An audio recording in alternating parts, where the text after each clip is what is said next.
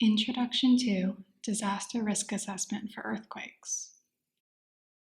First, I'd like to introduce the Meteor project, which enabled the creation of this video. Meteor stands for Modelling Exposure Through Earth Observation Routines and was funded by the UK Space Agency through their International Partnership Programme as part of the Global Challenges Research Fund. The Meteor project aims to develop innovative application of Earth observation technologies to improve understanding of exposure. Natural hazards have had escalating impacts, which are contributed to by an increasing exposure of population and assets. However, a major challenge when making disaster risk management decisions can be a poor understanding of the distribution and character of exposure.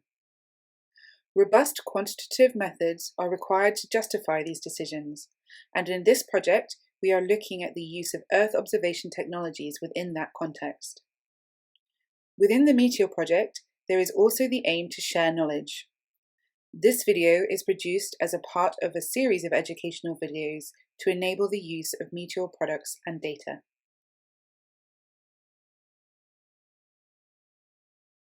First, why is disaster risk assessment important? Disaster risk assessment is important because we need to be able to identify and understand our risk in order to reduce it. A comprehensive risk assessment can consider a range of underlying drivers and associated uncertainties. Using disaster risk models, we can raise the awareness of the community and promote local actions. We can also inform decision makers so that they capture the risk in their planning decisions. Further, we can produce multiple disaster risk models to understand trends or to evaluate the benefit of proposed intervention strategies. In this particular video, we will focus on earthquakes. There are three components that make up risk: hazard, exposure, and vulnerability. The hazard component encompasses the likelihood of potentially destructive phenomenon over time. For the case of earthquakes, this involves the estimation of frequency of different magnitude earthquake events from active faults in the region of interest, and what intensity of ground shaking those might produce. The exposure component defines the location, value, and attributes of the assets of interest. For earthquakes, attributes that may be of interest include the construction material or year of construction. The vulnerability component relates the damageability of a given asset to a range of hazard values. This is often accomplished through fragility curves or vulnerability curves. Finally, risk results from the spatial and temporal overlap of these three components. Different measures of risk or losses might include economic loss from damages, casualties, and business interruption. I'll cover each of these components in more detail in the upcoming slides.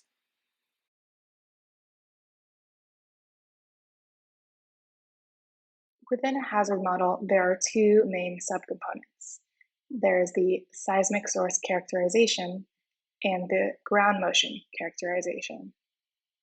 The seismic source characterization defines the location, frequency, and magnitude of all possible future earthquakes that could affect the region of interest.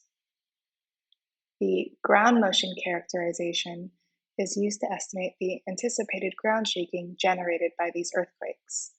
This is a critical step because damage to a given asset is directly related to the ground shaking experienced and not solely based on the magnitude or size of a given earthquake rupture. Typically, ground motion prediction equations, or GMPEs, are used for this purpose. Next, I'll discuss some of the key features of each of these model subcomponents. Seismic sources, or faults, are planes of discontinuity in the Earth's crust. When a seismic event occurs, only a portion of the fault breaks, which is called a rupture. Here are examples of different fault styles or mechanisms. Both normal and reverse faults are types of dip-slip movements where one side is moving predominantly upwards or downwards relative to the other. In the case of a normal fault, the hanging wall is moving downward, as we might expect under the force of gravity. If the hanging wall is moving upward, then it is called a reverse fault. If the hanging wall is moving horizontally, then it is referred to as a strike-slip movement. Depending on the direction, it might be called a right lateral or a left lateral fault. Some of the important geometric parameters of a rupture are the strike, dip, and rake. The strike is the angle between the fault plane with the horizontal surface relative to north, as indicated in green on the figures to the left. The dip is the angle between the fault and the horizontal plane. This is indicated by blue. Lastly, the rake is the direction in which the hanging wall is moving during the rupture. A rake of 0 degrees means that the hanging wall is moving in the strike direction. If the rake is greater than 0 degrees, then the hanging wall is moving upwards, such as in a thrust or reverse fault. If the rake is less than 0 degrees, then the hanging wall is moving downwards, such as a normal fault. For the purposes of hazard or risk assessment, we define a seismic rupture using information about the fault source and the ground motion field that the rupture event produces. From the fault source, we need to specify the information related to the geometry, the magnitude, and the mechanism.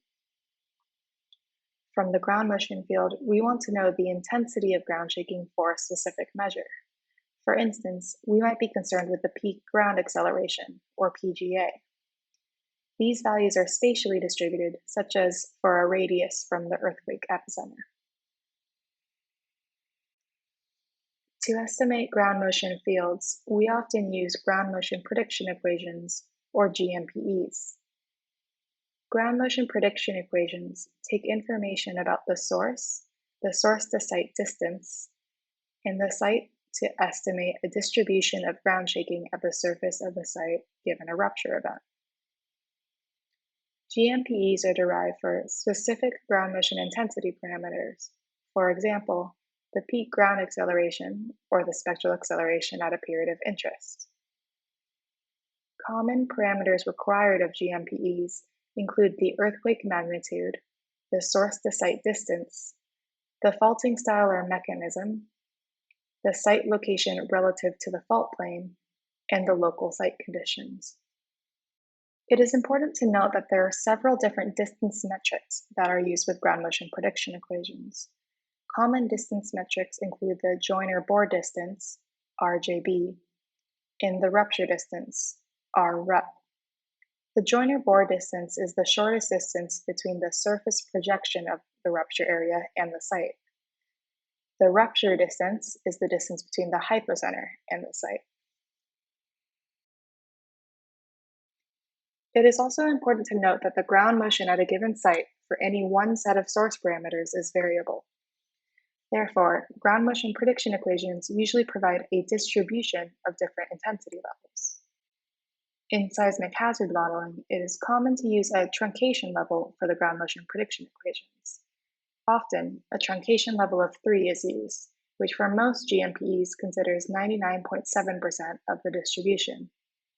This is useful to avoid excessively high values of ground motion, which more so arise from the mathematical models used rather than reality. The conditions at a given site also affect the intensity of ground shaking. The most commonly used parameter to approximate this effect is the shear wave velocity in the top 30 meters, or VS30. Softer soils, or those with lower VS30, tend to amplify shaking at longer periods. This effect may be particularly important for urban areas located on historic lake beds, such as Mexico City, or for built-up areas on top of fill. These effects are also impactful for taller buildings, which resonate or sway at longer time intervals or periods. There are two types of hazard calculations that might be performed: deterministic or probabilistic. Deterministic calculations are also referred to as scenario calculations and will be the focus of this training series. For the deterministic or scenario case, only an individual rupture event is investigated. This is useful for scenario planning exercises in disaster risk management, or as a validation exercise using historic events. For instance, we might want to look at a repeat of the 2015 Gorkha earthquake for Nepal. Alternatively, we might look at the hazard for the maximum magnitude event we expect to occur in the Himalayan main thrust fault.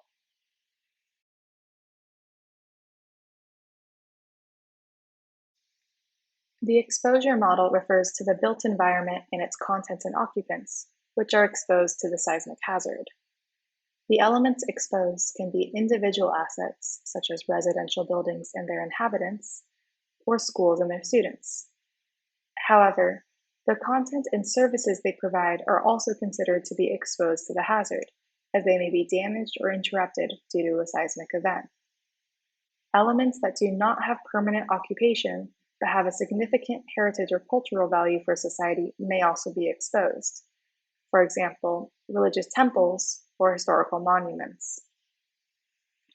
In the same manner, we consider as exposed the infrastructure systems and networks.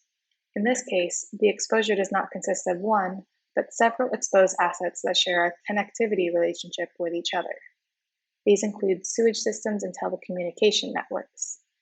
Another good example might be transportation routes, such as what is shown on the image to the right, where damage to a single element, such as a bridge, can result in the interruption of the entire network. Necessary parameters include the geographic location and the replacement values for all loss types of interest.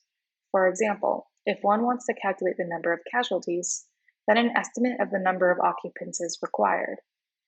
Alternatively, if economic losses due to damage are of interest, then an estimate of the capital stock is required. The geographic location of the exposed elements is necessary as it indicates the source-to-site distance, which is required by ground motion prediction equations. Additionally, the location might indicate information related to the site conditions, such as the VS30. To understand the risk, it is also necessary to identify the economic value and the number of people who are exposed to the hazard. For example, if you want to perform a risk analysis for residences, it is essential to identify all the housing facilities in the study area and how many residents occupy those housing facilities. It is also necessary to estimate how much it would cost to repair or replace each residence in the event of damage. This is called the replacement value or cost, since it is the cost incurred to the owner of the exposed asset in the event of its complete loss in an earthquake. The attributes of value and occupancy are considered indispensable in risk analysis, since without them, it is not possible to quantify the potential for loss. It is also necessary to identify the physical characteristics of the exposed elements, to be able to classify them according to their fragility and seismic vulnerability. Among the main physical attributes that must be identified are the construction material, the structural system, the height or number of floors, and the construction method. The structural attributes are considered essential since the damage or loss that an exposed element may suffer is a function of its physical and constructive state. Let's take, for example, the two items shown in images A and B. Both are single-family masonry two-story residential structures. However, structure A is clay masonry, unreinforced, and not properly confined. Most likely was not following guidelines to resist lateral loads imposed by earthquakes. Structure B, on the other hand, is made of concrete masonry, duly reinforced and confined, and is in good condition. Its construction most likely followed the construction regulations and was designed to support lateral loads. If these two structures, despite having similar characteristics, were subjected to the same intensity of ground shaking, structure A would most likely present greater damage and loss than structure B.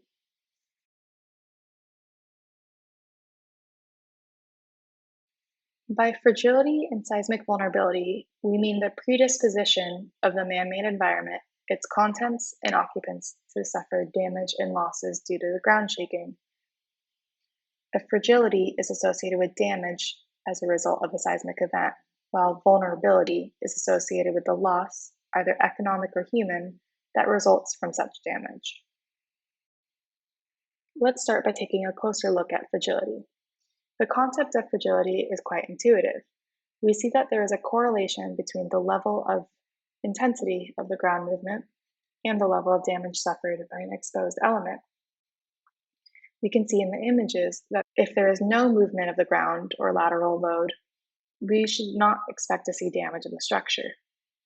However, we would expect that if a slight shaking of the ground occurs, it will produce visible damage, for example, in the form of cracks in the structure. The greater the shaking, the greater the damage observed. The intensity can be so great that it causes permanent damage to the structural elements, or even collapse the structure. Although this process is continuous and occurs in a particular way in each structure, risk modelers usually discretize it into defined states of damage. For example, low, moderate, extensive, incomplete damage or collapse. Damage states establish the level of damage that an exposed item will experience as certain demand parameters are met. For example, spectral acceleration, spectral displacement, inner story drift, inner story acceleration, and so on. A structure is considered in a specific state of damage when the ground shaking causes the limit established for the demand parameter to be exceeded. For example, the capacity curve in this image indicates that if the structure exceeds its ultimate spectral shift, it would end up in a state of complete damage or collapse. The structural attributes of a building, such as the construction material, construction system, height, or design regulations, have a direct influence on its fragility, making it more or less resistant to ground shaking. For example, these two curves correspond to two-story wooden structures, where the one on the left represents a house without any earthquake-resistant design provisions, while the right-hand side indicates a house designed and built following the guidelines established by the seismic regulations.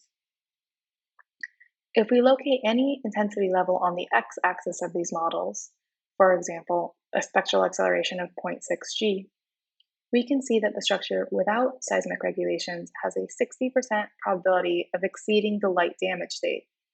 In comparison, the structure on the right has a 25% probability of exceedance for that same level of demand. In fact, it has a much higher chance of exceeding any of the damage states. This is why, under the same level of seismic hazard, the most fragile structures present a higher level of seismic risk. There is also a correlation between damage to a structure and the value it loses.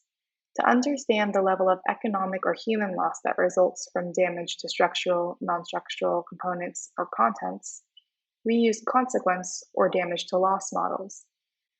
The consequence models establish a relationship between the damage state achieved and the percentage of the economic value or of occupants affected by reaching that damage state.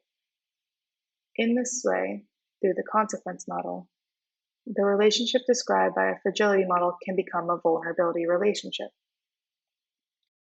We might specify consequence models for each level of damage by means of the expected value, such as in the graph on the left, or with its corresponding continuous distribution, as in the graph on the right.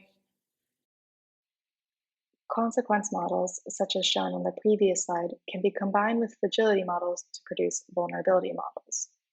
Example vulnerability models are shown here. We might model the variability of loss given intensity of ground shaking as a continuous distribution, such as on the left, or we might estimate discrete probabilities of a loss ratio for a given intensity level, such as on the right. Lastly, we get to risk, which comes from the combination of all three components described earlier. Combining all of these components, we can conduct the risk analysis. In this video, we are focusing on deterministic or scenario earthquake risk analyses. On the left-hand side, we have the inputs to our risk model. There is the hazard component, which has the definition of a seismic rupture of interest. Next, there is the exposure model, which has the location and description of the assets that we care about.